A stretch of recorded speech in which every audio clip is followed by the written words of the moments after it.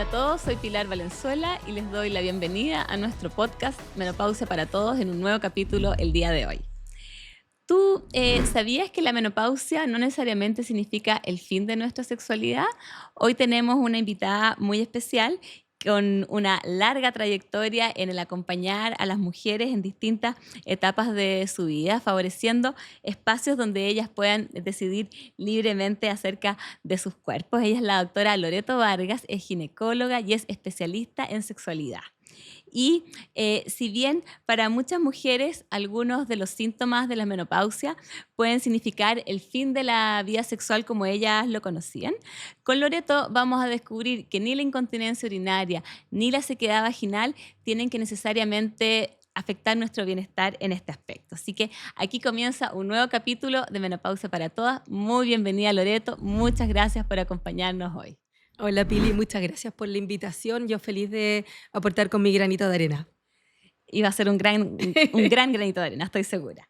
Lo primero que me gustaría, Lore, era que tú nos puedas contar cuáles fueron tus motivaciones para decidir primero estudiar medicina, luego seguir la especialidad de ginecología, que fue donde nosotros nos conocimos, Sí, ¿no es cierto? Porque estábamos en la en la Universidad de misma Chile, yo beca, en la Universidad sí. Católica, pero en los mismos cursos, y que después de eso decidiste tomar la rama de la sexología. Así que cuéntanos. Oh, yo quería ser científica loca cuando chica y alguien me dijo que eso no existía y que lo más parecido era medicina. Entonces, desde que tengo uso de razón, quise ser médico. En mi familia mi tata era dentista y no había más médicos, pero era como lo más parecido a ser científica loca. Entonces dije, ok, quiero ser médico. Y cuando entré a medicina me gustaban otras especialidades, pero empecé a conectar muy bien cuando pasamos por gine en quinto. Y me di cuenta de que me encantaba lo quirúrgico con lo médico, pero esa cosa como de la capacidad de las mujeres de dar vida, de gestar, de cambiar, y sentí que ahí podía ser como que había un terreno fértil para sembrar. Eso fue lo que me gustó. Y luego para seguir la rama de la sexología, ¿qué pasó ahí? Hice la autocrítica del desconocimiento. Me llegaban muchas mujeres, sobre todo posparto, a comentarme y preguntarme temas de sexualidad porque no se atrevían a hablar con sus tratantes hombres y me di cuenta que no sabía nada, po. Entonces era como, déjame investigarlo. Y empecé como a autoformarme, empecé a ir a congresos y de ahí hice el diplomado y el máster. Pero fue como pagar la deuda. Era como que no podía hablarles si no sabía. Bueno, y qué suerte para nosotros que hayas pagado esa deuda, porque así podemos hoy día estar aprendiendo respecto a esto. Oye, desde la misma sexología, ¿cómo sientes que tú hoy puedes aportar a mejorar la salud de las mujeres en ese aspecto tan importante? Ay, yo creo que hay dos pilares fundamentales. Uno es quitar los tabú. Es como hablar de las cosas por su nombre, que no sea así como el comentario escondido, sino que se pueda hablar de vulva, de vagina, de sequedad, de deseo. Y la otra parte es como liberando, como una cosa es que se hable y la otra es educarlas. Saber que pueden, yo siempre digo algo que me gusta mucho, que pueden ser sujetas de placer y no un objeto de placer. Conectar con su cuerpo, porque muchas mujeres no recibieron ningún tipo de educación sexual, entonces están desconectadas del cuerpo. Tan cierto eso, lo vamos a ir profundizando ahora en los próximos minutos. Entrando de lleno al tema que nos convoca, que es la sexualidad en la menopausia y ya desde la perimenopausia que uno empieza a notar cambios. Nuestro cuerpo experimenta cambios a distinto nivel y me gustaría que nos contaras un poco qué es lo que ocurre durante la menopausia que puede hacer que nuestra sexualidad se vea alterada y ya deje de ser como era antes, cuáles son los síntomas que vamos a notar las mujeres en nuestra salud íntima y por qué estos pueden hacer que a veces el bienestar sexual pueda parecer una meta inalcanzable. Absolutamente. Bueno, yo sabía cosas, pero después de hacer el diplomado de la Cato de la Pili aprendí mucho más, así que ahora tengo más fundamento. En general, yo creo que lo que más pasa es este cambio como del cuerpo, de que las mujeres sienten que algo está distinto, que muchas veces consultan y no les validan el sentir. Sienten, por ejemplo, o sea, antes de llegar a tener sequedad vaginal, muchas veces transitaron mucho tiempo de otros cambios, pueden tener o no bochornos, pueden tener cambios o no en el ánimo, en el ritmo de sueño, pero hay un conjunto de cambios que van sucediendo y que las mujeres son conscientes y se dan cuenta y consultan con profesionales y habitualmente como que les dicen, eso es normal, eso está bien, báncatelo. Entonces las mujeres empezaron a darse cuenta un poco de que esto no tenía por qué ser así, eso de pensar que la abuelita se hacía pipí porque había tenido 6 hijos y era así, darse cuenta de que las cosas podían tener otra manera de enfrentarse. Entonces, eso hace que muchas veces las mujeres reconozcan que algo le pasa, y una de las cosas que tiene más que ver con la sexualidad es como todo este cambio del cuerpo, de la pérdida de masa muscular, de la pérdida de masa ósea y de la sequedad vaginal, del síndrome urogenital, pero para que lleguen a eso ha pasado mucho tiempo. Sí, pues nosotros a veces vemos mujeres que llevan años ya Han deambulado por muchos con cambio. colegas que les dicen, báncatelo, es lo que te tocó, está bien. Y como también esta cosa tan como capitalista de que la mujer tiene un valor mientras es fértil y produce. Entonces, como sentir que ya no son productivas, que ya no aportan. Entonces, viene muchas veces lo del nido vacío, viene todos estos cambios, entonces más encima se sienten que ya no son las mismas de antes porque la sociedad les hace sentir eso. Es un tema que ha salido recurrentemente en los distintos capítulos de nuestras distintas Absolutamente. invitadas, porque es muy real. Tú tienes un Instagram, ¿no es cierto?, donde compartes mucho contenido con tus seguidores y tú comentas ahí que la menopausia no es el fin de la sexualidad, sino es solamente un cambio en la forma en que estamos viviendo nuestra sexualidad. Y de hecho usaste un hashtag que me llama gratamente la atención, lo estábamos comentando ahí antes de partir, que es no a la sexopausa. ¿Y cómo ayudas tú a las mujeres para que puedan paliar los síntomas que nosotros conversamos, para que ellas puedan seguir manteniendo una vida sexual activa y sobre todo satisfactoria también? Y pasarlo un poco bien. Ese hashtag salió en una conversación con la Margot Acuña y empezamos como a bromear y fue como, no a la sexopausia, no a la sexopausia. Y de ahí apareció porque está muy asociado también como a ver a las personas. Recordar que la menopausia en Chile parte en promedio de los 48 y puede partir antes. Entonces, esa idea como de la mujer menopáusica, que es la abuelita que está cocinando, cuidando a los nietos, es la que hay que cambiar. Entonces, es demasiado importante hablar de que si yo tenía una vida sexual placentera y plena, no tiene por qué cambiar. Y a la vez, muchas mujeres en su menopausia redescubren la sexualidad. Entonces, este tema como de conocerse, muchas veces tú le preguntas a una mujer sobre 50, 60 si se ha masturbado y te dice que no sabe cómo hacerlo. Entonces, esta cosa como de reconectar con este nuevo cuerpo ayuda mucho. Como que explicarles que no hay una manera correcta y que si han llevado 50 o 60 años teniendo lamentablemente muchas veces actividad sexual como por cumplir sin conectar, nunca es tarde. Sí, he tenido la oportunidad de conocer pacientes que han Absolutamente. redescubierto y disfrutado su sexualidad por primera vez después de la menopausia. Y Así que después llega la amiga y dice, enséñeme lo que le enseñó a ella. ya, te debe pasar bastante eso. Sí. ¿Qué, respecto a esto mismo, qué opinas tú acerca de la poca apertura que tenemos muchas mujeres hoy en día al momento de transparentar las dificultades que empezamos a presentar en nuestra vida sexual? Lo que pasa, Pili, es que habitualmente no hablamos de sexualidad ni de lo bueno ni de lo malo, porque nos enseñaron que de eso no se hablaba. Entonces, una niña educada, correcta, no va a hablar de sexo. Entonces, todos estos movimientos, a veces feministas, que van como sacando a la palestra, hacen que las cosas tengan nombre. Entonces, ahora, por ejemplo, decir, tengo sequedad vaginal, que no tengo que saber que se llama síndrome urogenital, me molesta y me duele, y saber que eso tiene una solución. Y yo siempre les digo, sobre todo a las mujeres puérperas y a las de la menopausia, que cuando se están tomando un pisco sour o un café con las amigas, hablen. Hablen de lo que les pasa, hablen de cómo se sienten, de lo bueno y de lo malo, porque así también el resto se da cuenta que no están solas. Está como esta creencia que soy la única a la que le pasa eso.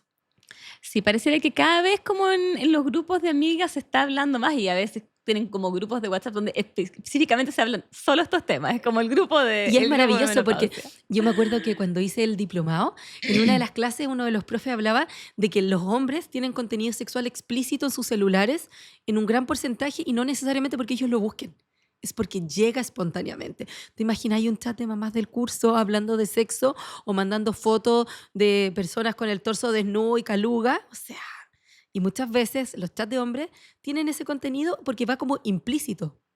Sí, en nosotras es distinto. Absolutamente, sería súper mal visto que una mamá mandara una foto así como, miren qué guapo. Y siguiendo un poco en la misma línea, ¿cómo crees tú que afecta en nuestra sexualidad la falta de educación sexual que tenemos, los cambios que ocurren en nuestra autopercepción del cuerpo, el hecho muchas veces de tener actividad sexual solo por cumplir y el hecho que estemos desconectadas del placer y del goce. ¿Cómo podemos hacer para revertir esa situación? Primero, a mí me gusta mucho hablar, Pili, de que no existen las disfunciones sexuales, sino que lo que existen son las consecuencias de tu historia. Y son secuelas de tu vida. O sea, si una mujer tiene vaginismo o tiene alguna dificultad en su ¿Nos actividad puedes explicar sexual, lo que es vaginismo? ya, vaginismo es una contractura involuntaria del piso pélvico que podría provocar dolor, que es la dispareunia en la actividad física. Entonces, a mí me gusta mucho hablar de que todo es como es el producto de tu historia, porque cuando hablas de una disfunción, por ejemplo, de algo, ya le estás poniendo como un nombre y a las palabras crean realidad. Entonces, esta mujer que se siente mal por lo que está viviendo, se siente doblemente mal. Entonces, yo creo que lo primero es normalizar hablar de la actividad sexual normal, hablar de que las mujeres pueden tener placer y lo pueden pasar bien, que en cierta manera yo creo que esto parte desde que somos chicas y que una niña se está tocando los genitales y un adulto con una mirada adultocéntrica le dice, sácate las manos de ahí, no te toques, es cochino. Entonces la mujer a los 4 o 5 años, cuando se está tocando sus genitales, esta niña está viendo arcoíris, está viendo, no sé, pues unicornio, no tiene la idea preconcebida como de Hugh Hefner con las conejitas Playboy. Entonces, con esta mirada adultocéntrica le coartamos la conexión con el cuerpo a los niños. Entonces, las niñas muchas veces después te dicen, pero es que me dijeron que era malo tocarme. Y está súper demostrado que no. Y en cambio, por ejemplo, que los hombres se toquen los genitales está mucho más normalizado. Entonces yo creo que primero hay que partir conectando desde chicas y no cortarle esa relación porque los niños son inocentes. No están hipersexualizados, bueno, salvo que haya un abuso o alguna historia. Entonces su conexión con el cuerpo es como real y auténtica. Y ahí empiezan las zancadillas. Oye, para las que ya fuimos criadas de esa forma, ¿hay solución? Primero yo siempre digo que hay que desaprender, que tenemos que desaprender, que tenemos que aprender a no incomodarnos nosotras mismas y darnos cuenta que, por ejemplo, yo creo que dentro de las cosas importantes es que si sé que me falta conocimiento, hay un montón de libros entretenidos para leer, que no tienen que ser específicamente libros médicos, hay muchos libros sexológicos como entretenidos. Por ejemplo, para partir conociendo el cuerpo y cómo funciona un poco, hay un libro muy bueno de la Cote Quiñiñao, que es el libro de la loca pelvis, y que habla de la pelvis, del funcionamiento. A veces las mujeres ni siquiera, Pili, saben que tienen 3 orificios. Entonces, como conectar con la anatomía, y muchas veces me gusta cuando veo mujeres en la plenipausia, les recomiendo libros y les digo que los lean con las parejas como que fueran adolescentes de 15 que están aprendiendo. Y como tareas, ¿cachai? Como tareas de ir aprendiendo juntos y crear esta complicidad. Y a veces se revisan, se miran y conversan cosas que a veces parejas de 40 años nunca hicieron. Entonces, como conversar los temas sin vergüenza ayuda mucho. Wow, me Y, gustó ella eso de leer en pareja. y es simple, te morís y después llegan porque muchas veces van a la consulta juntos o después vuelven juntos y me dicen, oye, la parte del capítulo que leí o este libro y me preguntan y aprenden y de verdad que yo creo que hay una parte que todavía no sabemos de todo esto de la plenipausia y menopausia que tiene que ver con los cambios cerebrales, así como se describen los cambios cerebrales en la adolescencia. Está la matrescencia, que es todo lo que tiene que ver con el embarazo y el posparto, y hay muchos cambios neuronales. Entonces yo creo que todavía estamos en pañales y yo creo que el cerebro de la mujer menopáusica debe tener los mismos cambios. Yo estoy convencida de ello y espero Absolutamente. que cada día podamos aprender un poquito más O sea, yo acerca espero de eso. aprenderlo de ti cuando aparezca la publicación, Pili. Vamos a estar ahí esperando. Ahora, de vuelta a lo que somos los profesionales de la salud, quizás no tú, pero los profesionales de la salud que no tenemos formación en sexualidad. Si tú sientes que nosotros estamos al debe en cuanto a nuestro conocimiento y a nuestra capacitación para que podamos nosotros responder y enfrentar las inquietudes que puedan tener las mujeres en este periodo acerca de la sexualidad. Lamentablemente, en la mayoría de las publicaciones aparece que los profesionales de la salud no hablan de sexo porque no tienen conocimiento, porque les da pudor y porque no saben qué hacer con la información. Entonces, estamos muy en debe porque en la mayoría de los lugares del mundo, los que están a cargo de la sexualidad son los ginecólogos y ginecólogas. Y nosotros, como médicos, no tenemos clases de sexualidad. Como en ginecología, en la beca, no tuvimos ninguna clase de sexualidad. Entonces, no nos podemos apoderar de algo que no nos enseñaron. Entonces, yo creo que lo primero es yo le tengo más fe a los que vienen detrás que a los que están delante.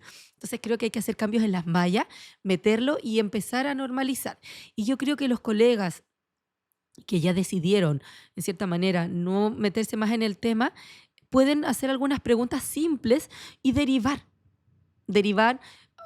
Recordar que hay sexólogos que no son solo médicos, hay psicólogos, o sea, hay una amplia gama. Entonces, yo solo si pregunto y me doy cuenta que algo puede haber ahí, derivo. Pero, por ejemplo, esos comentarios como tómate una copita de vino para que no te duela o minimizar el sentir, eso es violento. Entonces, si no sé, puedo no meterme, ojalá aprenda y me meta algo, pero si no, decirle, si tienes algún tema, mira, hay ciertos profesionales que te podrían ayudar. O sea, todos deberíamos tener la capacidad, al menos poder encauzar a estas mujeres. Si no puedo ayudarla yo, donde alguien que ojalá pueda ayudarla. Y hoy en día, Pili, muchas veces también, por ejemplo, me toca a veces dar hartas charlas de sexualidad en el posparto, en lugares públicos. Entonces dicen, pero no tenemos tiempo en la consulta para hacerlo. Pero tú le puedes recomendar un libro, le puedes recomendar literatura erótica, le puedes recomendar Instagram o páginas serias donde pueda tener información. Entonces tu consulta se amplía. Sí. Es bueno que nos apoyemos en todos esos recursos. Absoluta, pero que sean validados. Claro. Y tiene mucho que ver también, Pili, con que la sexualidad, recordar que la eroticidad y el erotismo son una capacidad humana. Los humanos somos mamíferos y nos reproducimos, pero también tenemos sexo por placer. El resto de los animales, se supone, porque hace poco aparecieron unas publicaciones de que los bonobos y otros animales podrían manifestar placer más allá de ser solo meramente reproductivo. Entonces, sobre todo en estos momentos como difíciles, echar a volar la imaginación y traer el repertorio erótico ayuda mucho.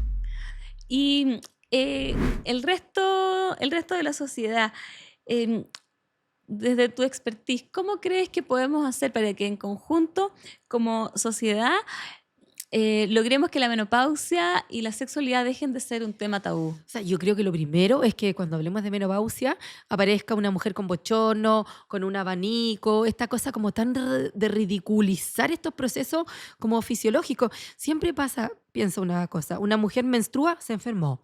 Una mujer tuvo la guagua, se mejoró. Entonces los procesos vitales de las mujeres siempre se patologizan. Entonces yo creo que lo primero es decir que la menopausia es una etapa normal y recordar que vivimos 2/3 de nuestra vida en esta etapa. Entonces es como decir esto es una realidad, esto va a llegar, no tiene por qué necesariamente ser malo y puedo pasarlo bien. Quitarle el estigma como de que, la vieja menopáusica, ay, no sé qué, porque está muy hecho esto como de para la burla y no es para burlarse. Sí, cuesta tanto encontrar, nosotros lo conversábamos antes, como espacios donde se puede hablar esto de una manera seria, sincera, sin tener que hacer un chiste para poder atraer. Para que se entienda. Para que se entiendan y para atraer la atención. Entonces yo creo que estos espacios, por eso yo agradezco mucho la invitación y tu podcast, porque necesito mucho que esto.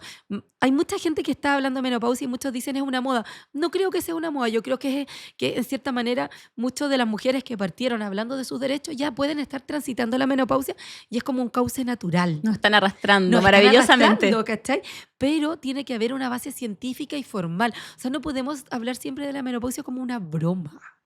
Porque no es una broma, es un momento vital y por eso que a mí me gusta tanto de la plenipausia porque es como que las mujeres florecen. De hecho, por ejemplo, en las culturas celtas y en las culturas como ancestrales, las mujeres con las canas y menopáusicas eran las que tenían el poder, el conocimiento y eran las que sanaban.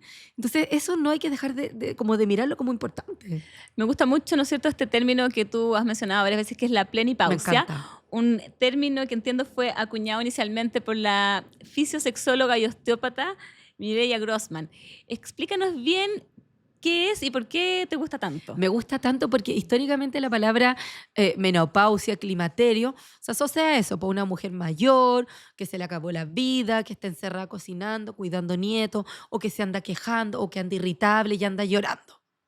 Y eso no es así. Entonces, la plenipausia habla de que entras en la plenitud de la vida, porque habitualmente sucede que, bueno, en algunos casos como el mío, estáis criando hijos adolescentes, que puede ser un poco más complejo, pero se supone que muchas de las mujeres ya están con el nido vacío, están en una etapa de la vida de que puedes reencontrarte y volver a preocuparte de ti como tu prioridad. Entonces, me gusta quitarle el estigma de que hasta aquí llegaste porque dejaste de ser productiva, porque a mí me gusta mucho hablar que cuando entran en la menopausia se cierra la fábrica de guagua y se abre el parque de diversiones. Y tú lo podías usar para lo que quieras. Pero como fomentar eso.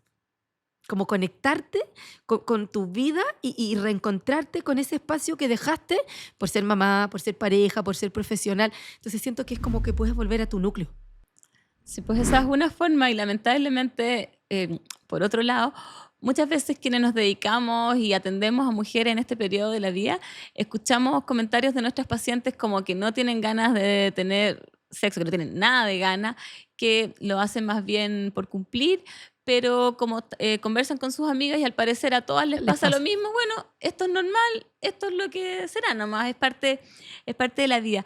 ¿Qué aconsejas tú a una mujer que nos puede estar escuchando de cómo enfrentar esto, cómo paliar esto? Ojalá que en ese grupo hubiese una desordenada que dijera que lo pasa chancho. Eso es lo primero, conversar. O sea, las mujeres no estamos acostumbradas a hablar de nuestra actividad sexual ni de contar si lo pasamos bien o hicimos algo. Entonces, ojalá en todos los grupos hubiese alguien que se atreviera. Y segundo, en cierta manera es como buscar la manera en que lo puedo pasar bien. Yo siempre que acompaño algo a alguien en la consulta le digo, la idea no es que de aquí salgas corriendo desnuda por la Alameda diciendo que eres libre y que puedes hacer sexualmente lo que quieras. La idea es que te encuentres con lo que a ti te acomoda, que la sexualidad no sea un tema y que cuando escuches eso o cuando tu pareja se te acerque, no te pongas tensa. Entonces la idea es vivir la sexualidad con normalidad. Y lamentablemente hay muchas mujeres que no tuvieron educación sexual, que se acostumbraron a tener actividad sexual por cumplir. De hecho, hay algunos estudios que hablan que en Chile 6 de 10 mujeres tienen actividad sexual que ellas consienten, pero para que la pareja no se enoje, para que no mire para el lado, porque es buen papá. Entonces aprenden a separar el cuerpo de la mente. Y eso es, una vez que lo haces, empezáis en un círculo vicioso. Entonces lo primero es decidir si voy a tener actividades sexuales porque yo quiero y lo voy a pasar bien y no por cumplir. De hecho, la otra vez una paciente, me gusta hablar más de mujeres que acompaño, eh, me dijo, yo le hablé esto de pasar el cuerpo, que es lo que dicen las mujeres que tienen actividad sexual por cumplir, y me dijo que se llamaba la estrella de mar. Y yo le dije, ¿por qué? Me dijo, porque te pones en posición de estrella de mar po, y te entregas. Imagínate lo violento de esa imagen. Muy, muy. Entonces, si normalizamos eso y más encima todas hacen lo mismo porque no han tenido otra manera, hay que empezar a investigar, hay que tomar cursos. Los sex shops hoy en día están llenos de mujeres sobre 45, lleno de mujeres, muchas veces en las despedidas de soltera, en los cumpleaños, contratan a gente que vaya a dar contenido sexual. Sí, pues están Está muy de moda. Está muy de moda, sí. Y qué Me bueno que sea así. encanta. Tú me dijiste que no te gustaba mucho el término de disfunción sexual No. porque significa, claro, como todos lo que arrastramos nosotros para atrás. Pero, ¿cuáles son quizás los tipos de dificultades sexuales, Sí, por así decirlo? te lo puse difícil. Estoy buscando un Sí, lenguaje, te un lo puse lenguaje difícil. distinto. Em, que puede tener una mujer en este periodo, porque las encuestas nos muestran que los distintos síntomas de insatisfacción sexual son Altísimo. extremadamente comunes. Y en mujeres que tienen nuestra edad, no sé, dos tercios refieren que Absolutamente. encuentran que su deseo está disminuido. Entonces, son muy frecuentes. ¿Cuáles son los aspectos que se pueden afectar? Y si estos tienden a ocurrir más por la menopausia o tienen más que ver con otros factores. Ay, me encanta esa pregunta. Ya, hoy de esto podría hablarte toda la tarde, Pili, pero en general, las principales dificultades yo te las asociaría en dos importantes, que es la baja de deseo, pero ahí uno tiene que ver si esta baja de deseo ocurrió solo, posmenopausia, o venía de antes, es parte de su historia, y el dolor en la actividad sexual, que lamentablemente tiene que ver con el hipoestrogenismo, y ahí lamentablemente, muchas veces las mujeres, ellas tienen que instruirse porque van donde el profesional y le dice que no necesita nada.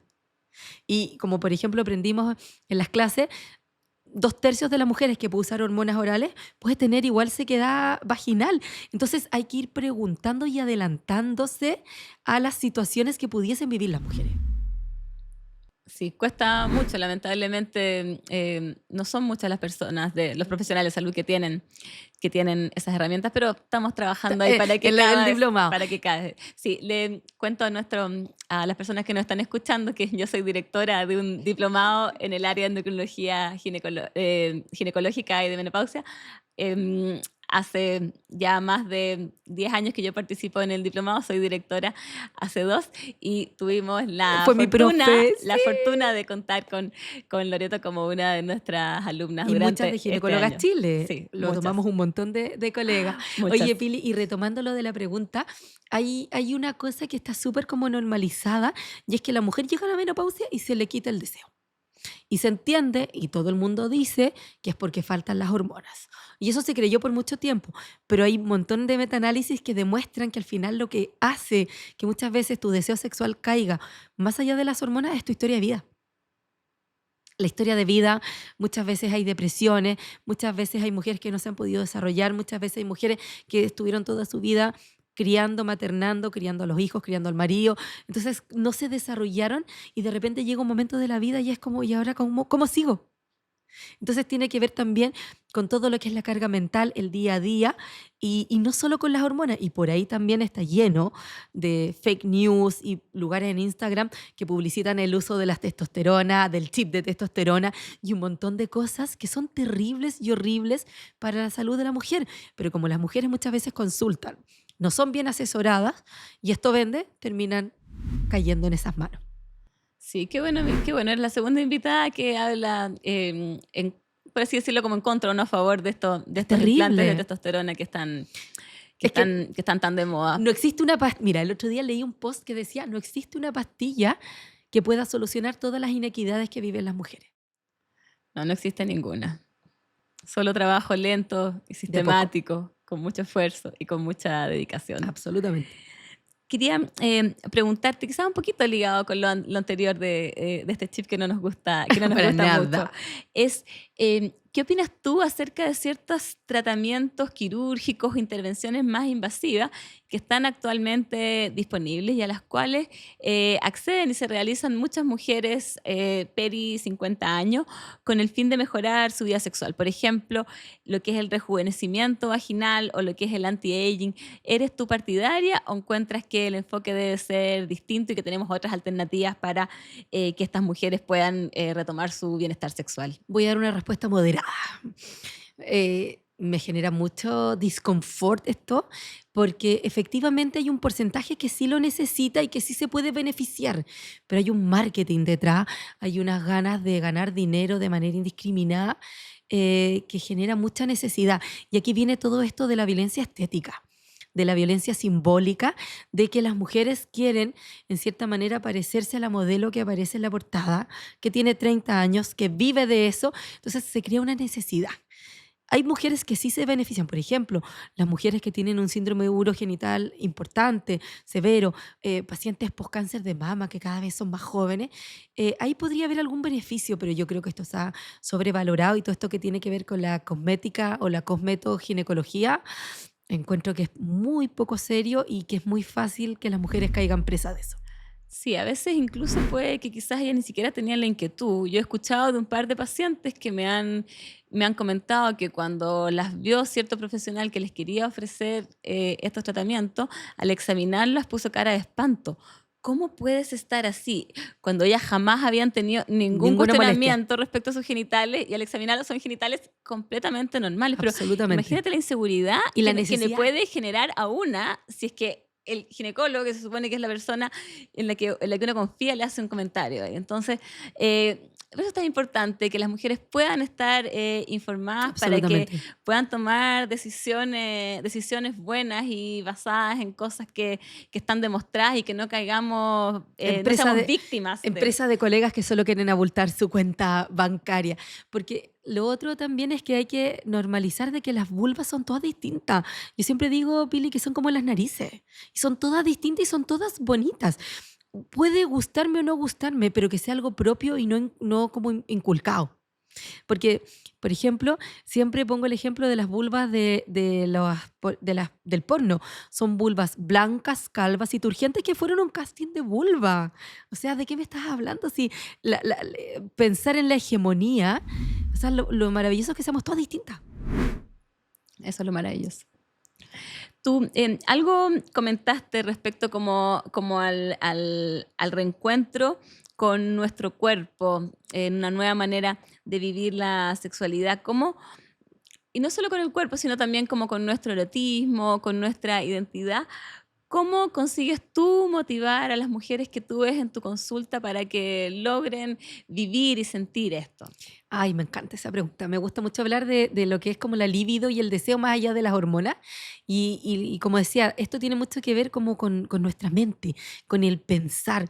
Muchas veces el repertorio erótico es como acordarse, no sé, pues si hace 10 años tenías una actividad sexual entretenida y lo pasabas bien, sirve. Es como echar memoria a recuerdos eróticos agradables, que incluso, como dice mi amiga Claudia Hurtado, puede ser con un ex, ni siquiera con tu pareja. O sea, echar un repertorio de buscar como condimentar tu sexualidad, de buscar momentos en que sí lo pasaste bien y que sí lograste conectar.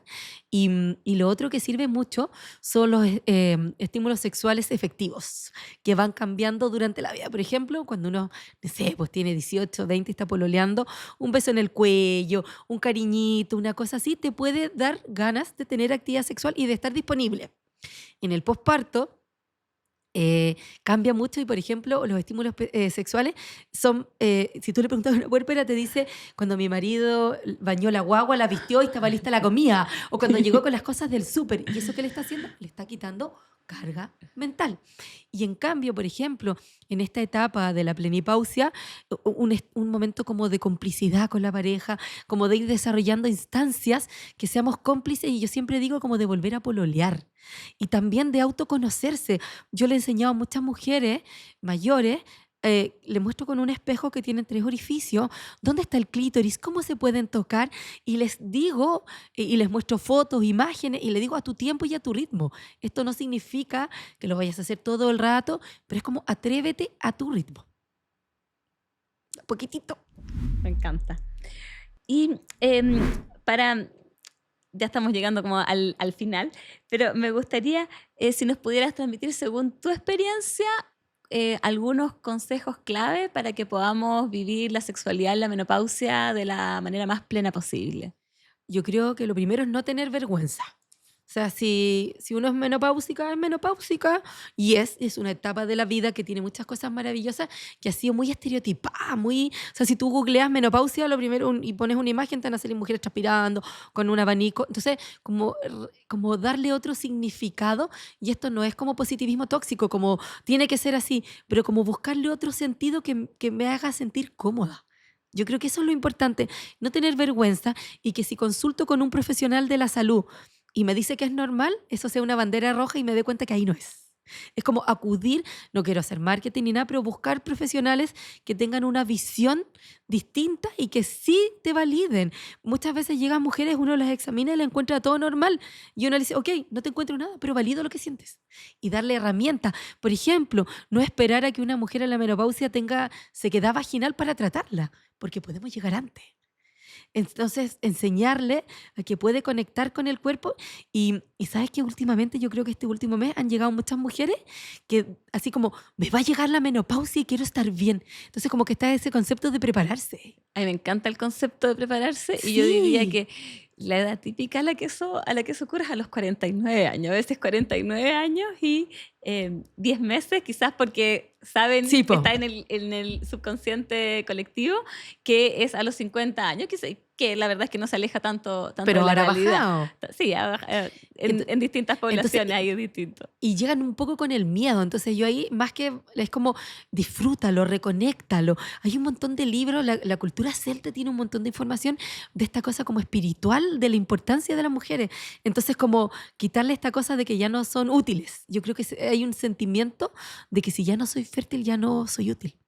Sí, afortunadamente hoy en día hay tantas mujeres que están saliendo adelante, mujeres a las que uno admira y dice, oye, si ya está menopáusica, está plena, yo Obvio, también puedo estarlo. nunca es Entonces, tarde, nunca es ojalá que tarde. nos arrastren a Sí, todas. Oye, absolutamente. ya para terminar, ¿algún consejo final a aquellas mujeres que pueden estar escuchándonos que tengan alguna dificultad en su vida sexual, estén pasándolo no tan bien, ya sea por cambios o por lo que sea? ¿Cómo hacer que esas mujeres se atrevan a consultar y sean capaces de decir sin miedo lo que les pasa para aprovechar esa oportunidad? Yo creo que lo primero es, lamentablemente, llegar a algún lugar donde no se sientan juzgadas y validen. Y si van a algún lugar y el profesional de la salud les dice que está todo bien y ellas sienten que no, que busquen opciones, que busquen lugares. En Chile cada vez hay más profesionales formados en sexualidad, pero muchas veces basta una ginecóloga que tenga enfoque de género y que te diga, yo te creo, esto es así, lo vamos a solucionar. Y quitarse, como muchas veces las mujeres se juzgan mucho ellas a sí mismas, como con mis amigas decimos, la loca en la azotea les está hablando todo el rato y la está boicoteando. Entonces bajarle el volumen al auto boicot. Y si voy a algún lugar y siento que no, mis necesidades no fueron satisfechas, buscar otro lugar. Buscar, preguntarle a las amigas, no sé, la Happy Jane, por ejemplo, siempre está haciendo charlas que suben online. O sea, si yo siento la necesidad de moverme desde ese lugar que no me acomoda, ofertas voy a encontrar. Sí, afortunadamente hay cada vez más información Sí. disponible y tenemos que salir a buscarla simplemente. Y yo creo que cada vez más, por eso que estas instancias, que son como desde la academia, pero que aterrizan en palabras simples, son la mejor manera. Si hay que difundir la información, hay que quitarle como el tabú. Yo siempre digo por una sexualidad más libre, más placentera y con menos tabú, porque muchas veces eso es lo que nos castra en nuestra conexión con el cuerpo.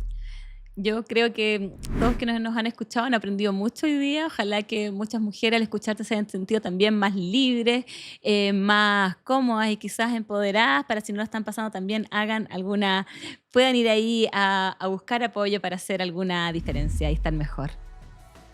Muchas gracias a quienes nos acompañaron en este nuevo capítulo de Menopausia para Todas y nos vemos en el próximo. Muchas gracias, Lore, por acompañarnos hoy día.